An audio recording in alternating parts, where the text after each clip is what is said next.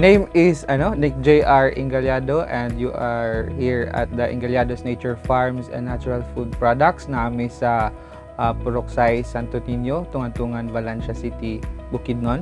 And amo ang farm is aga-focus sa organic rice, mga production and value addition. Ang Ingaliado's Nature Farms and Natural Food Products, or Ingaliado's, has been a learning site for agriculture sa ATI since 2012. Ang RCEF is na kuana mo sa program sa Department of Agriculture, then of course sa ATI. Ang training lately is with TESDA on katong sa farmer fields call on the production of high quality inbred rice, seed certification and farm mechanization. So mao to ang among pinaka una nga training nga gi-conduct related to RCEF. Pero ang other training related to rice is with ATI, rice production and value addition. When it comes to rice production, i-connect nato dito sa katong sa RCEF na training. Although ang main nga nag-train is si tatay ug ang akong mother, si Fatima. Ang technology is kinahanglan mabaluan namo sa amuan sa family tungod kay kuan kinatibukan man namo approach. Kinahanglan ang every member sa family is kabalo tungod kay kuan man ta a farm family man. So mo pod ang concept na dapat ma-pass down sa generations ang knowledge. O ang pinaka namo is ang involvement gid namo sa farm production. Aside sa ko ang work nga more on sa technical nga side sa sa rice production o sa community development, ang amo ang gitutukan diri is ang kanang from seed down to value adding. Kay mo gid ang amo ang concept para pod mapakita namo nga ang ginakoy nga term sa DA karon nga masaganang ani mataas na kita. Ang amo ang approach is from seed to shelf. Ang challenge lang siguro is ang isa namo is kaning pandemic, especially kay limited ang ato ang face to face or in person activity. Then mas dili siya pareho sa una nga mas ma-engage nimo og ayo imong students karon kay more on sa although naami kanang field work, but then unlike before nga mas nindot ang interaction kato magud ang nawala nga side mo gito siyang pinaka-challenge labi na kay ang ato ang learners is very diverse, di ba? Natay mga batanon, natay mga naa sa past the senior stage na edad nya i-mix nimo in one group. Mo pud sad siya ang isa nga naka-challenge sa tuwa. I-divide na mo ang group into smaller groups para mas matutukan og ayo sa per group ang ilahang activities, and then gagamit mi og mga worksheets nga gi-develop namo para mapud ang ilahang guide labi na sa pag-data collection during ISA ana.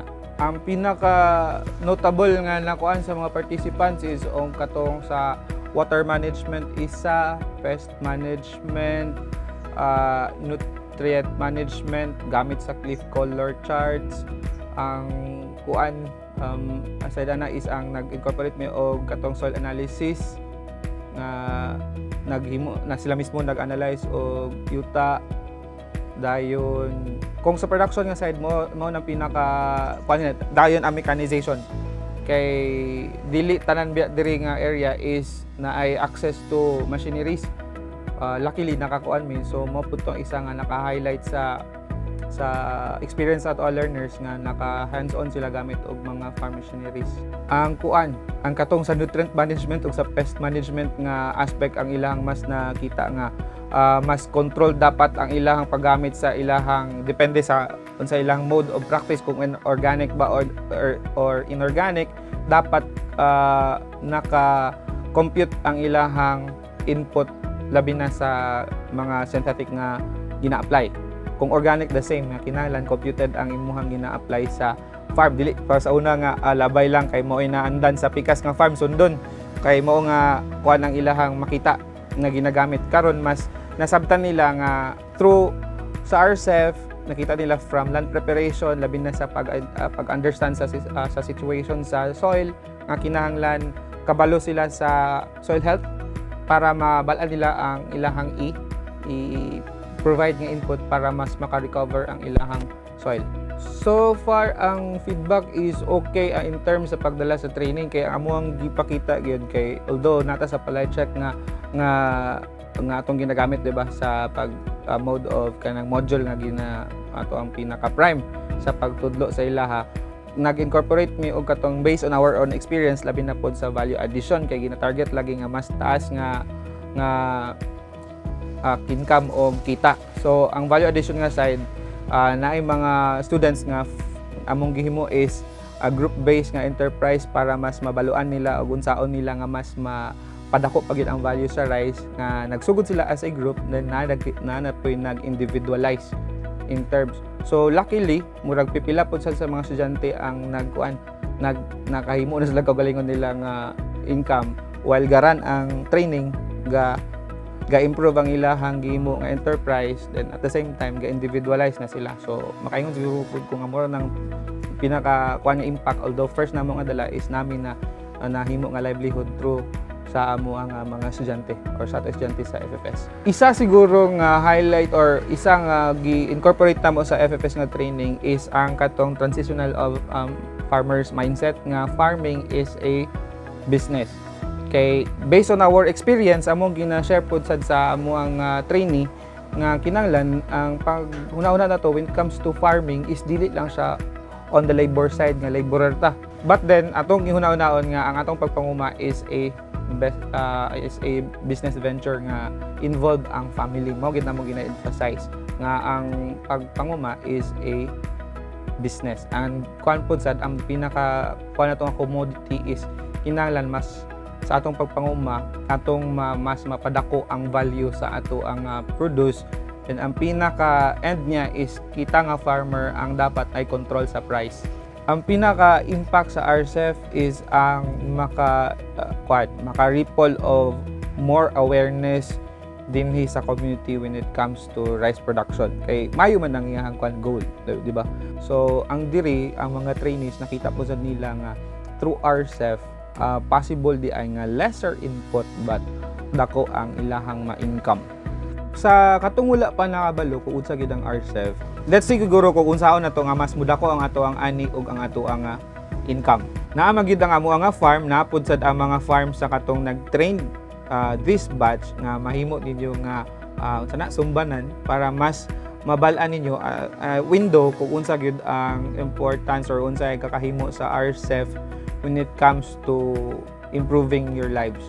Not just as a farmer, pero mas ma-improve mo yung mindset na ikaw mismo, dili lang ka mag-umab. Together, let's treat farming as a business para dungan tang maka-achieve sa masaganang ani, mataas na kita.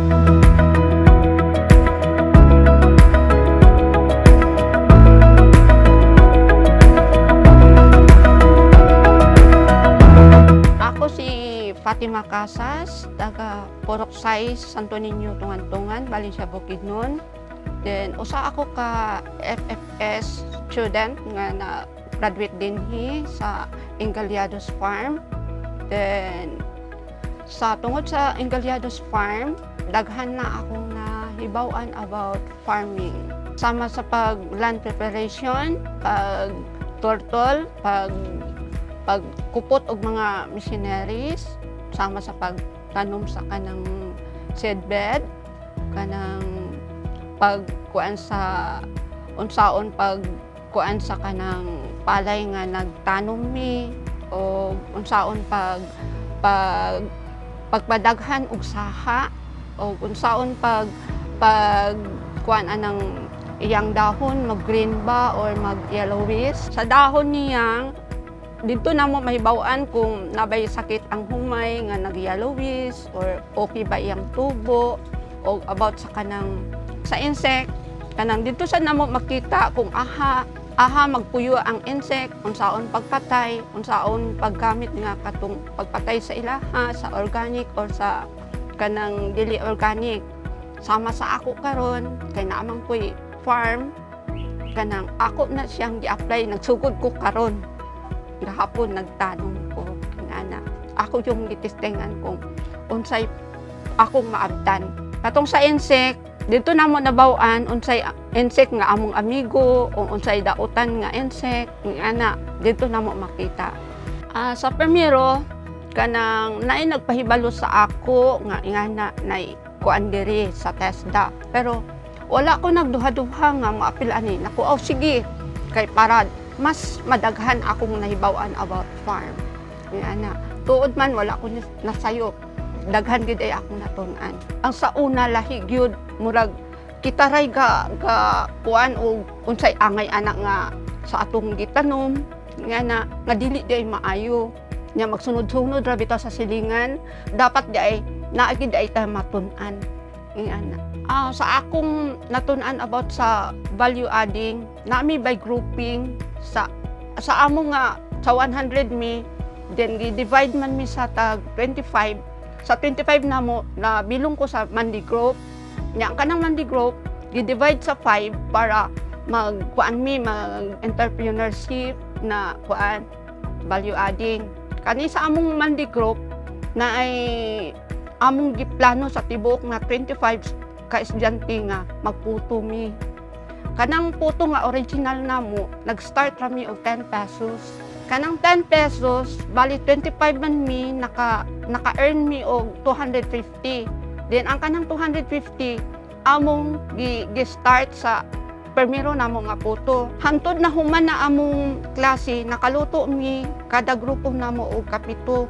Di akatong kapito ka kalutuan kada grupo niabot mi og 6,000 pesos ka puto og naka-earn mi og 24,706 among net income. Sa tanan nga wala pa kuan sa FFS kinahanglan na maapil sad mo ni ani nga programa kay dili gyud sayang ang inyong panahon sa matag adlaw kay sama sa ako na-prove nako sa akong kaugalingon nga dako gid ni siya nga tabang para sa ako o sa akong anak. Pag-enroll na mo sa FFS aron magdungan ta sa kalambuan sa RC.